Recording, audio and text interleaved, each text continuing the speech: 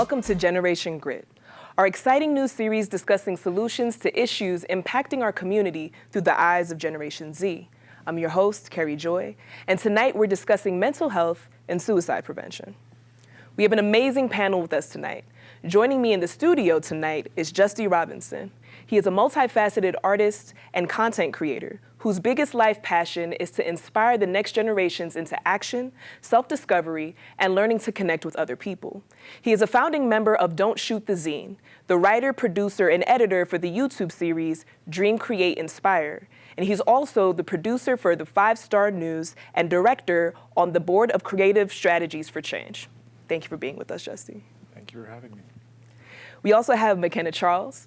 She is a dancer and Denver community member who has very personal experiences with the reality of suicide after losing someone to suicide and struggling with suicidal ideations herself. She has learned to heal through a journey of understanding and advocating for mental health education and resources. She was the 2021 high school valedictorian at Colorado Connections Academy. Thanks for being here, MaKenna. And also joining us on the phone is Jenna Clinchard. She is the executive director with the local nonprofit Rise Against Suicide. She has a deep understanding of the mental health challenges facing society and a true commitment to help address them, especially as they impact our youth. What drives Jenna every day is knowing that the work Rise does is helping suicidal youth find their way out of their darkness and find hope in their lives. Thank you for being here, Jenna. Thanks for having me today, Kerrie. It's great to be here.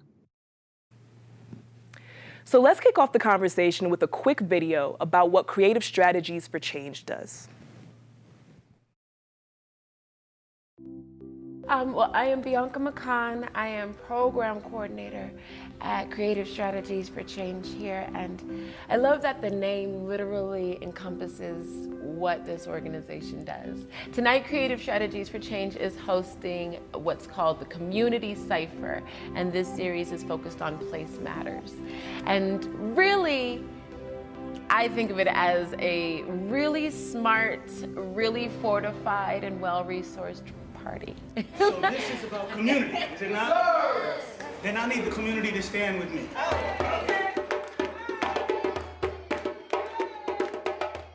You know, it's an open mic style event, so you never know exactly what's going to happen. But it's always been a perfect thing. Some of them have been a little bit more quiet, where we're kind of sitting around in a circle, reading poems. Some of them have been very nice and loud, and you know, lots of movement and lots of new faces. Take your time, you don't want to jump places. No, this ain't checkers. But really trying to get all the different faces of Denver in the room to feel good and be heard. To see me on a wall, bound at the wrists in a museum because someone else said pain is beauty. Be supported in talking about serious stuff if that's what they need to do. It's an open mic. The title of this piece is Black Children Are Committing Suicide. But be supported in that actively and be heard and reflected. I'm glad that we're working on it. I'm glad we're here together and sharing love so that we can work on it, right? Because that's all we could do.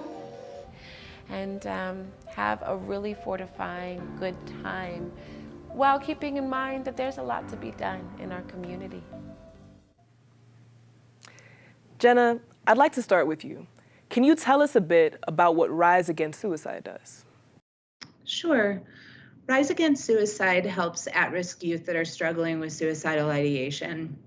We fund therapy sessions for uninsured and underinsured youth that can't afford mental health therapy.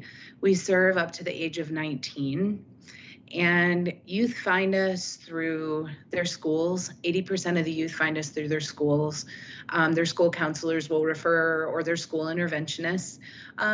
We also we'll get physicians that call and do referrals. We have parents that call us directly that request a suicidal risk assessment for their child, and we can provide that and then connect them with one of our licensed and insured therapists.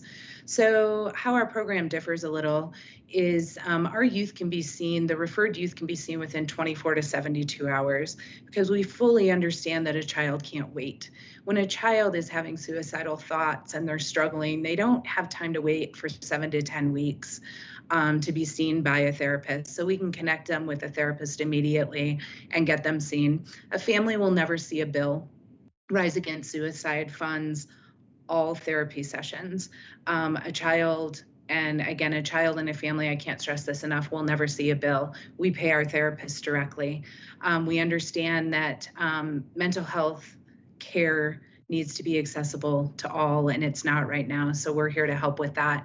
Right now, what we're finding is that kiddos have to wait 7 to 10 weeks to be seen after an initial intake, and that's not okay. We can't accept that. We have to push back. We have to know that these kids need to be met where they're at, because that's the way we're going to save their lives. So it's pretty simple. We connect our youth with therapists, and they get the therapy that they need and deserve. Thank you so much, Jenna. So Justy, I'm going to start with you on this question here. Tell us a little bit about why you're involved with Creative Strategies for Change. All right. Well, it started back in 2017. They were doing their very first community cipher event. This was a little bit different than how it is now, right? This was a much more a devised piece of work, like play, versus a open mic event where people come and share whatever they have. Yeah. So I was here initially, not really involved, but my mother was actually facilitating the devising group.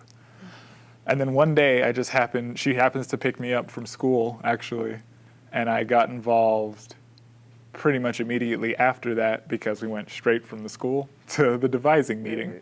There I met some people who I've known to this day, like Andre Carbonell. He's no longer involved with the organization, but he's still like one of my closest friends.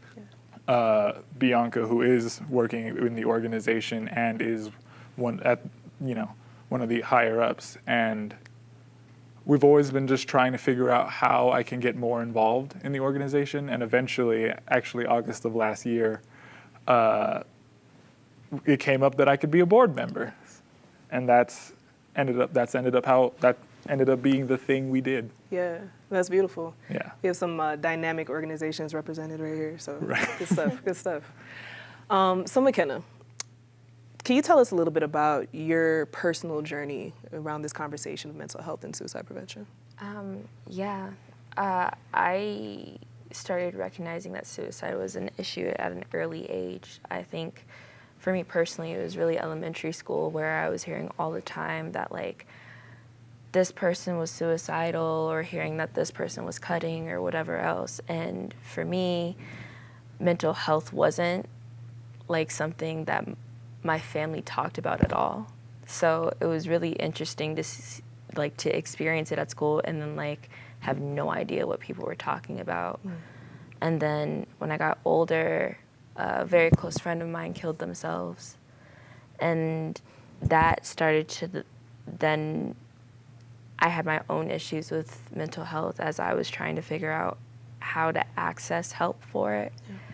And I recognized that it had to do with like a lot of the pressure that I felt at school, but also my lack of access to people who knew about the situation, knew about the subject, or even if they did, knew how to help me when people in the home weren't willing to help also. Right. So, yeah. Thank you for sharing. Yeah. Appreciate that. Justy, what about your personal journey, this conversation? Well, I would say I was quite a bit older when I started thinking about these things, because it started for me mainly in middle school. Before that, I was primarily homeschooled, because we were like really just bouncing around places, and then eventually we came back to Colorado. I was going to a all-black public school, THGA, Tubman Hilliard Global Academy. And that's when, not that anyone in that particular school started to, like I learned it from them, but being around people again after having not been for at least since like third grade or something along those lines was kind of sobering, because I realized kind of immediately that I was not like most people, and that the connections that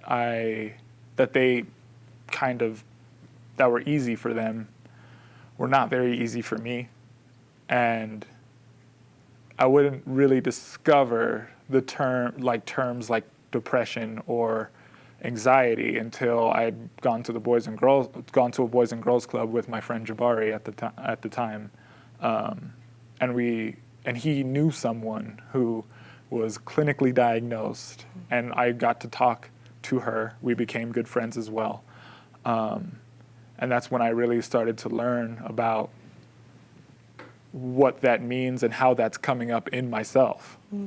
So I've never actually been diagnosed with like depression, but it's also been a thing where people who have said to me that they think that I am,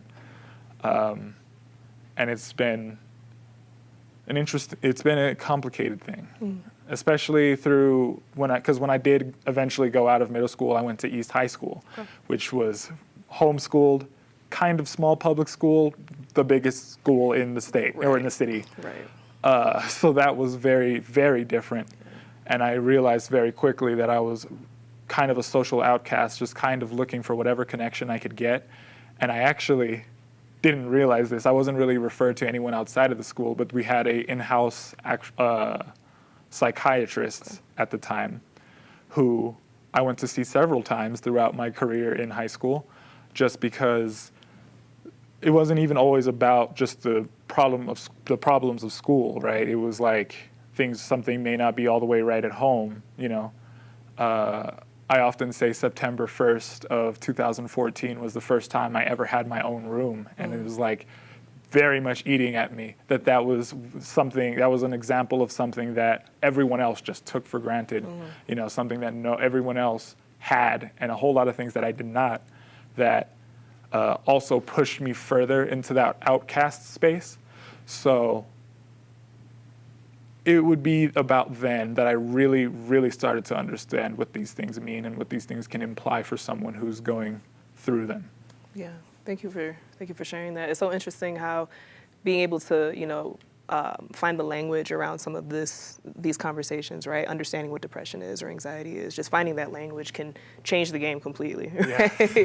So that's why, it's so important that we're having these conversations. I wanted to hear from you though, MaKenna. Why do you think that it's vital that we're talking about mental health? I think part of it is the fact that I don't think we actually necessarily understand mental health, or at least a lot of people who experience it don't. So when we talk about vocabulary, a lot of people don't know they're depressed until someone with depression explains how they're feeling.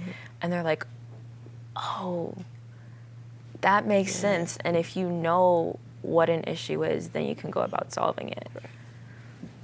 Absolutely, absolutely. Justy, I wanted to ask, I know that we're all artists actually in this space, right? How do you think art can help us in this conversation? Well, I often say that arts are why I'm alive right now, because I was going back to the whole high school thing, I was a big ROTC kid until I tried theater. And immediately after being in my very first show at East High School, I was like, this is what I should have been doing throughout the 4 years that I was, at school.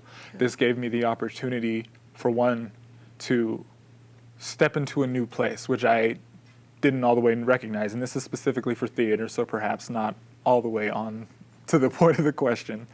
But theater being the art form that I practice to this day, was liberating in a way that I hadn't experienced before, like with anything. And then as I started learning, I started getting back into writing, because I've always been a kind of, storyteller kind of little kid. As I got back into it with creative writing in high school, actually, I realized that I didn't have to keep all this inside anymore. I had these things that I could put them into, whether it be theater or it be writing. And so I truly think whatever your artistic practice is, that could be the most liberating and powerful thing for dealing with these kinds of upsets, perhaps. Absolutely. Thank you for that. I mean, art has most definitely saved my life as well, so I hear that completely. This next question is going to be for Jenna. So Jenna, from your perspective, do you feel that mental health is discussed enough in our society and in our schools? And I also wanted to ask, what about legislation? Do you feel like it's being discussed enough and these conversations are being normalized in that space? So unfortunately, I do not think that we're having enough conversations in schools. I don't think we're having enough conversations outside of schools. I think we're getting better, but I think the stigma is still pretty big. And I think there's still shame. People put shame around mental illness for some reason.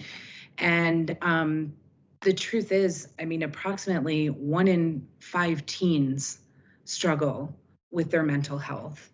And so I feel like it's my job to encourage that communication, right? Like, we have to break through this stigma. We have to let kiddos know that this is a part of who they are, and it's okay to embrace our mental health.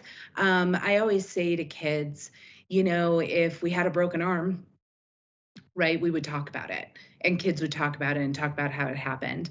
But with our mental health, for some reason, we have unfortunately been trained to be secretive about it or not talk about it.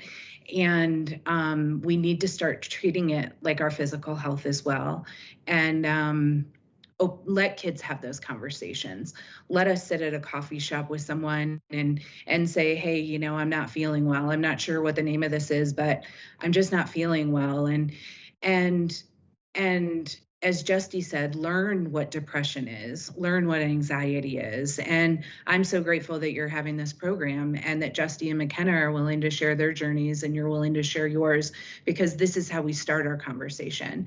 I think it's so important to be willing to be vulnerable, be honest with our peers, because then we learn that we're not alone.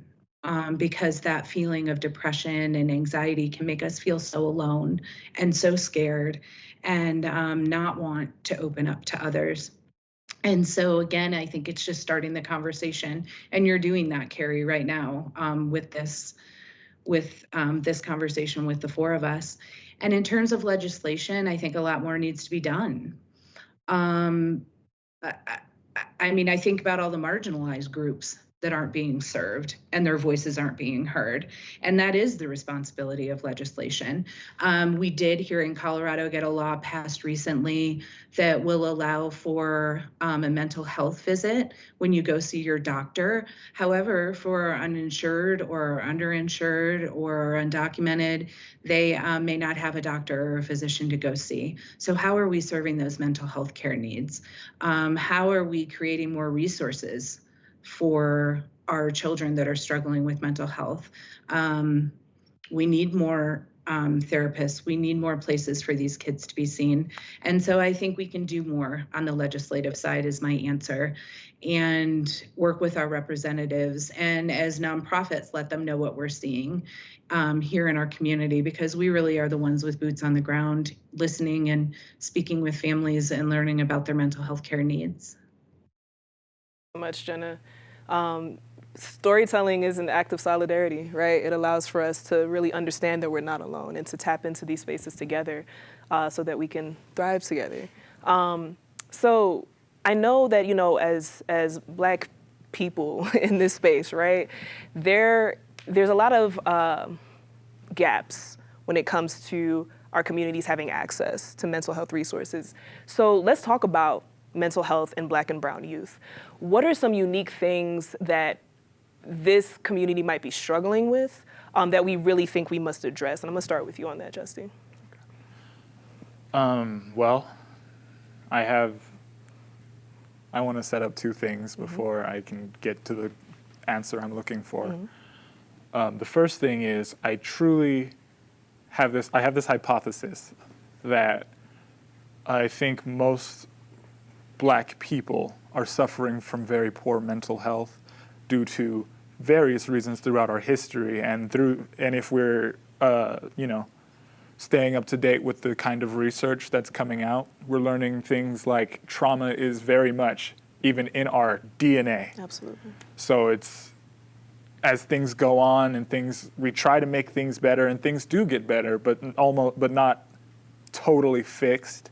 I think these things remain in our DNA, and also there's stigmas around talking about these things. So I truly think about every person of color, or at least Black person, I can speak to the experience of being Black.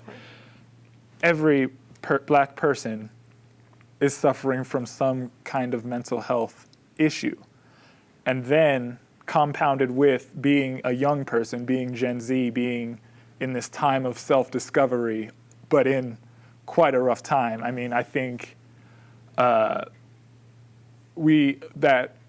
Black kids my age are suffering from a very specific kind of old mental health issue, these old mental health issues that have almost been beaten into us since we got here, to dealing now, just trying to figure out who we are. Right. And so the middle ground between this, to me, is like where we stand and where we have to live and where we have to try and navigate through everything.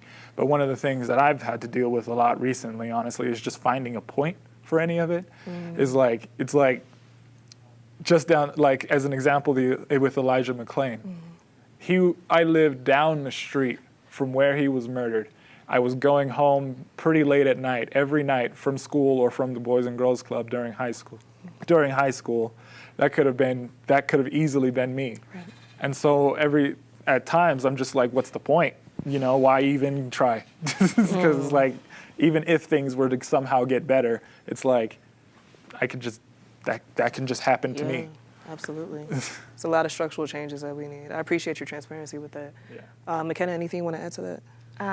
I think along with, as you grow up, there's always the struggle of being like, okay, I'm Black in America. I have to work hard. I know that I'm going to be seen this certain way, so I have to like mitigate my offensiveness to some people just based off of how I look. But also I think as a kid, there's this, I was always told, don't say anything, is whatever happens in the house stays in the house. Because if you say anything, if you feel any type of way, if it's other than happy, then you'll get snatched right out of it, and then all of these things will happen, which, whether it's true or not, I feel like a lot of Black kids have had that experience. Yeah. So you automatically feel like there's nothing you can say, and that all of these things that are hidden stay hidden, which adds to it. Yeah. Because there's no way you can escape from that. If you can't talk about it at school from people who are going to judge you, or you're scared of leaving your home, then how am I supposed to get help? Where am I supposed to get help from? Never mind the fact that you may not see people who are willing to help you that look like you. Right. That's a great point. I mean, the masks that we're forced to wear based on, the intersectionality of race, of class, of, immigration status, on top of the issues with mental health, absolutely put us in a position where it's like, how can we find our way out, right? How can we find our way out? So thank you guys for that. What are some things that we can do to help our peers that are struggling? What are some advice that you might be able to give to our viewers here? I'm going to start with you, MaKenna. I think if you find the people, at least one person who's going to like just listen to you and believe what you're going to say, that helps. Yeah.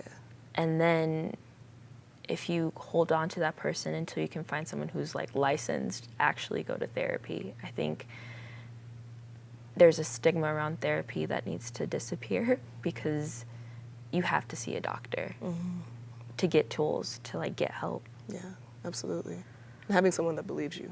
Thank you for that. What about you, Justy? How do we help our peers?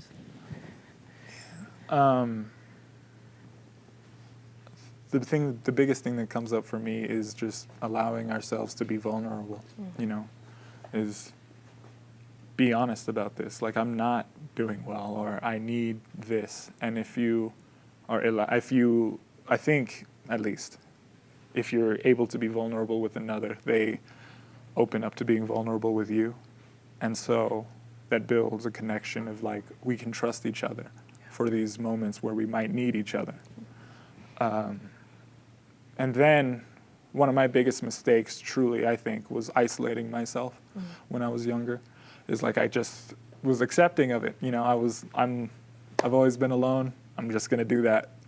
And I think any opportunity that we can get to be seen by each other, to occupy space with each other, just as individuals, is what we need to be able to get out of this, you know. So. Thank you both so much. Thank you, Jenna, also. This was such a beautiful conversation. Well, that is all the time we have for tonight. Thank you so much for watching. We're so excited to have a series like this one, allowing young people to speak their truth and to highlight all the great work being done in our community.